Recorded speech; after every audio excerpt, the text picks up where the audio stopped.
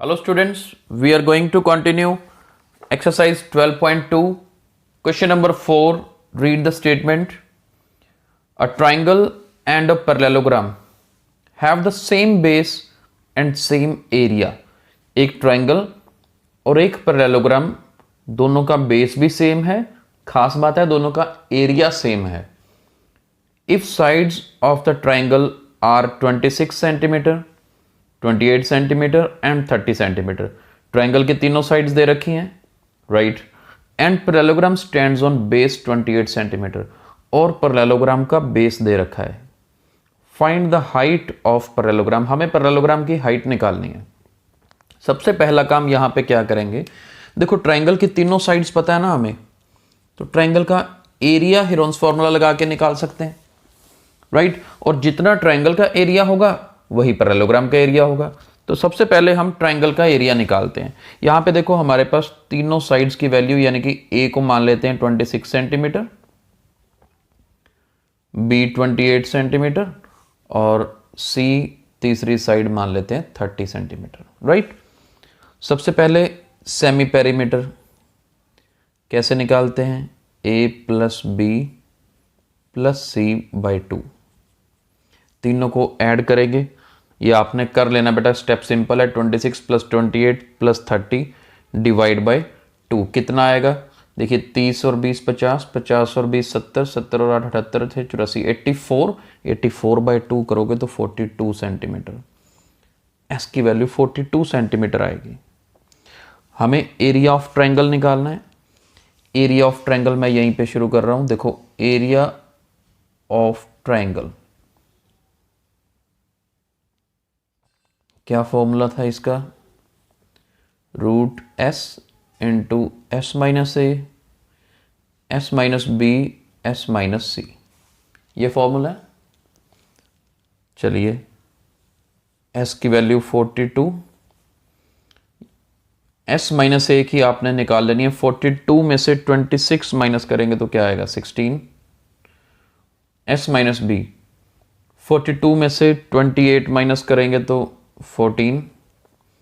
S minus सी, 42 में से 30 minus करेंगे तो 12. तो ये हमारे पास बन जाएगा. इसके बाद नेक्स्ट स्टेप देखते हैं. देखिए यहाँ पे प्राइम फैक्टराइजेशन करते हैं. देखो 16 का तो मैं क्या करता हूँ, पहले ये 42 के पे चलते हैं. चलो 42 क्या था, 7 6 42, तो 7 इंटू 6 42, 16 को 4 इंटू 4, 14 को 14 का आएगा 2 इंटू 7, 12 का 2 इंटू 6. सब इसी तरह से स्प्लिटिंग कर दो और पेयर देख लो. अब एक 4 पेयर बन रहा है, इसका 4 बाहर, 7 भी अंदर 2 बार आ रहा है, 7 भी एक बाहर, 6 भी तो 2 बार आ रहा है तो एक 6 भी बाहर, और 2 हमारे पास एक यहाँ पे 2 है, एक 2 आगे भी ये रहा दूसरे नंबर पे, 2 2 भी आ रहे हैं, तो चलिए 2 भी बाहर. तो इस तरह से बड़ी सिंपल सी कैलकुलेशन है यहाँ पर, और इनको मल्टीप्लाई करेंगे तो आएगा 336 सेंटीमीटर स्क्वायर. यानी कि एरिया ऑफ ट्रायंगल निकालना मुश्किल नहीं है. ठीक है जी. अब अगर एरिया ऑफ ट्रायंगल इतना आया है तो एरिया ऑफ पैरेललोग्राम कितना होगा, यही होगा, क्योंकि हमें इक्वल गिवन है, जितना एरिया ऑफ ट्रायंगल उतना एरिया ऑफ पैरेललोग्राम. अब पैरेललोग्राम का एरिया निकालने का फॉर्मूला क्या होता है, बेस मल्टीप्लाई हाइट. यानी कि बेस मल्टीप्लाई हाइट कितनी हो गई 336. बेस 28 गिवन है, हाइट को h मान लेते हैं, तो यहां से h कितना आएगा 336 अपॉन 28 से काटोगे तो 12 बनेगा. यानी कि हाइट ऑफ पैरेललोग्राम कितनी आई जी 12 सेंटीमीटर आई.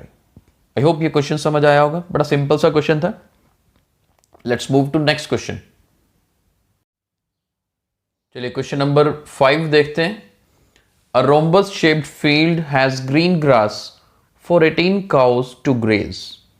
रोम्बस की शेप में हमारे पास खेत है जिसमें ग्रीन ग्रास कितने काउज के लिए है? 18 काउज के लिए। ठीक है, तो 18 गाय जो हैं वहां पे चरने के लिए जा सकती हैं। If each side of the rhombus is 30 metre, rhombus की हर साइड 30 मीटर दे रखी है, and its longer diagonal is 48 metre. Rhombus के दो डायगोनल होते हैं, दोनों के साइज बराबर नहीं होते, एक बड़ा भी होगा एक छोटा भी होगा ऑब्वियसली। तो जिसका साइज बड़ा है रोम्बस के डायगोनल का वो 48 metre. How much area of grass field will each cow be getting, मतलब ये टोटल एरिया जो रोम्बस का है वो 18 काउज के लिए है। बताओ एक काउ के लिए कितना एरिया होगा? सबसे पहले तो रोम्बस शेप्ड फील्ड जो है उसका एरिया निकालना जरूरी है। चलिए एक तो रोम्बस बना लेते हैं।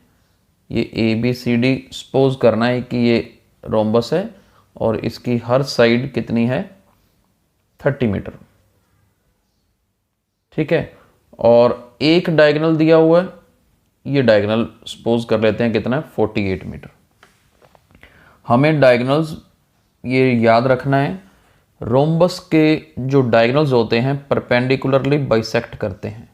परपेंडिकुलरली बाइसेक्ट करने का मतलब ये चारों एंगल 90 डिग्री हैं, और अगर ये सेंटर में O पॉइंट ले लें तो DO is equal to BO, OC is equal to OA। इतना याद रखना है आपने।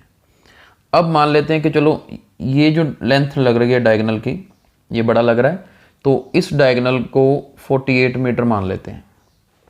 अगर ये AC डायगोनल 48 है ना, तो 24 लेंथ ऊपर होगी, 24 ही नीचे होगी। सबसे बड़ी चीज़ ये। अब इस ट्रायंगल में, ये ट्रायंगल में जिसमें क्रॉस लगाया है, ये राइट एंगल ट्रायंगल है, इन ट्रायंगल BOC। देखो राइट एंगल ट्रायंगल में पाइथागोरस थ्योरम लगती है, आपने की हुई है। पाइथागोरस थ्योरम लगाएंगे तो BC स्क्वायर किसके इक्वल होगा? OB square plus OC square. BC की वैल्यू कितनी है? 30। OB हमें नहीं पता क्या है। OC कितना है? 24। यहां से OB स्क्वायर की वैल्यू कितनी आएगी?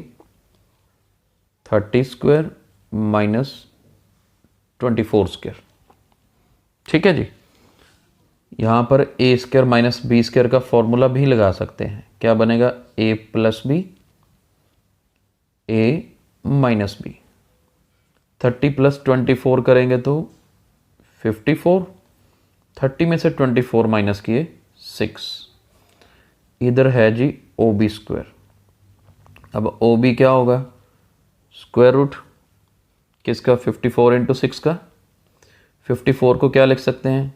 9 इंटू 6, 9 6 सर 54 होता है, 6 आगे और।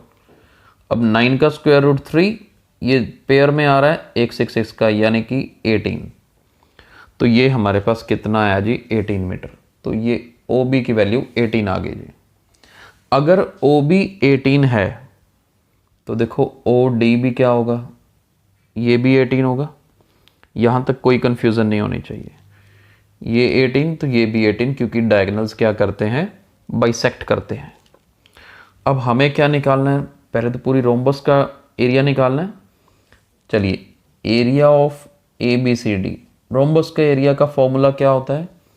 Half into diagonal 1 into diagonal 2। एक डायगोनल 24 और 24 कितना होता है? 48। ये तो गिवन है। ये 18 और 18 कितना होगा जी? 36। अब हमारे पास करने वाला क्या है? ये देखिए 2 के टेबल में 18 सर काट दीजिए। 48 को 18 से मल्टीप्लाई करना है जी। 48 को 18 से मल्टीप्लाई करेंगे तो 864 आएगा जी। यानी कि इस पूरी ग्रास फील्ड का टोटल एरिया कितना आ गया? 864 मीटर स्क्वायर। और ख़ास बात क्या है, ये जो 864 मीटर स्क्वायर एरिया है 18 काउज के लिए है। क्या लिखेंगे? ग्रास एरिया फॉर 18 काउज कितना आ गया हमारे पास? 864 मीटर स्क्वायर। लेकिन ये 18 काउज के लिए है, हमें तो एक काउ के लिए निकालना है। एक काउ के लिए निकालने का मतलब ये 18 नीचे ले आओ, 18 से डिवाइड कर दो। 18 से डिवाइड करेंगे तो you will get 48 metre square, यानी कि एक काऊ के लिए 48 मीटर स्क्वायर एरिया आएगा, राइट। तो इजी क्वेश्चंस थे, मुश्किल नहीं थे। आज हमने 2 क्वेश्चन कवर किए, आप घर पे प्रैक्टिस करिए, इन दोनों की तो करो ही, ये तो नोट करिए, नेक्स्ट क्वेश्चन की भी प्रैक्टिस करिए, ताकि कल जब हम नेक्स्ट लेक्चर करेंगे तो उसमें आप अपने सॉल्यूशन को कंपेयर करिएगा। Okay, thank you so much.